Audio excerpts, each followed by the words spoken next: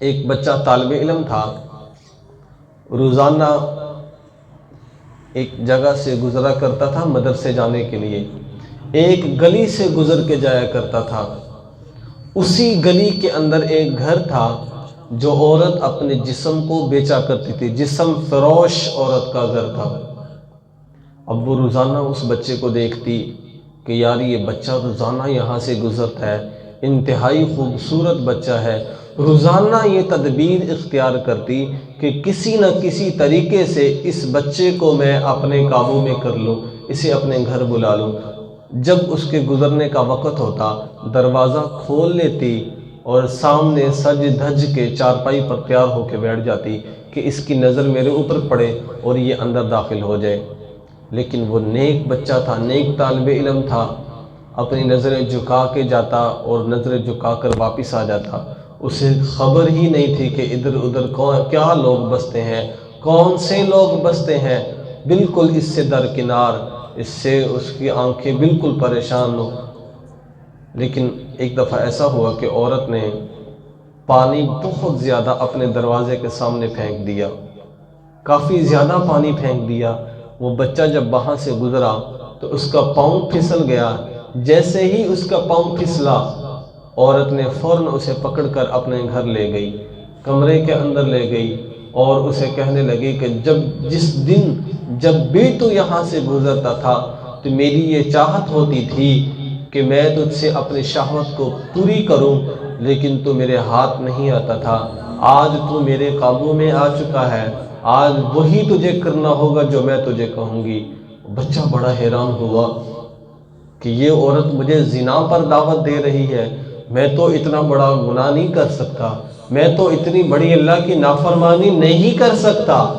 اب بچہ بڑا پریشان، اسے عورت کو کہنے لگا اچھا ٹھیک ہے، آپ جیسے کہتی ہو میں ویسے ہی کر لیتا ہوں، آپ کی چاہت کو پورا کر لیتا ہوں، لیکن پہلے مجھے استنجا کرنے کے لیے جانے دو۔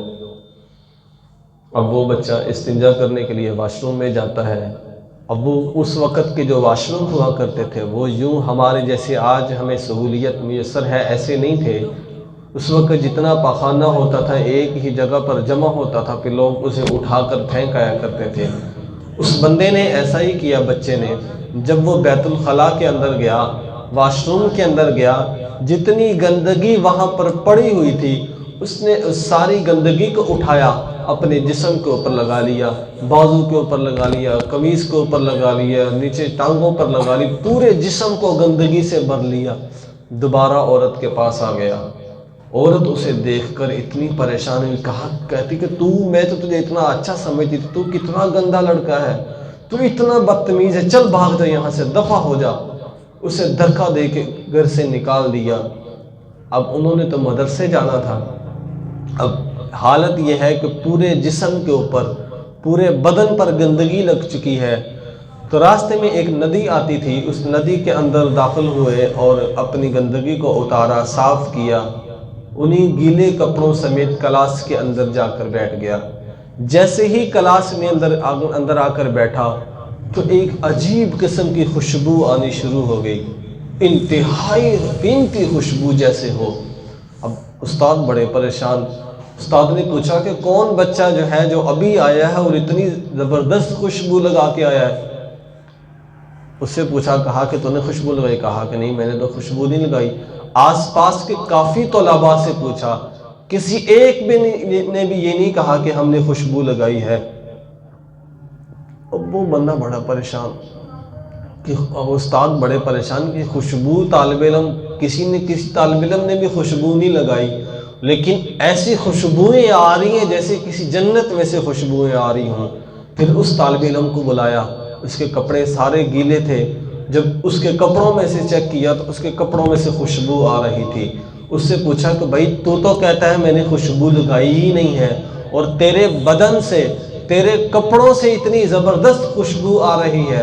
وہ طالب علم کہنے لگا، استاد جی میں حقیقت کہہ رہا ہوں، جھوٹ نہیں بول رہا، میں نے یقیناً خوشبو نہیں لگائی۔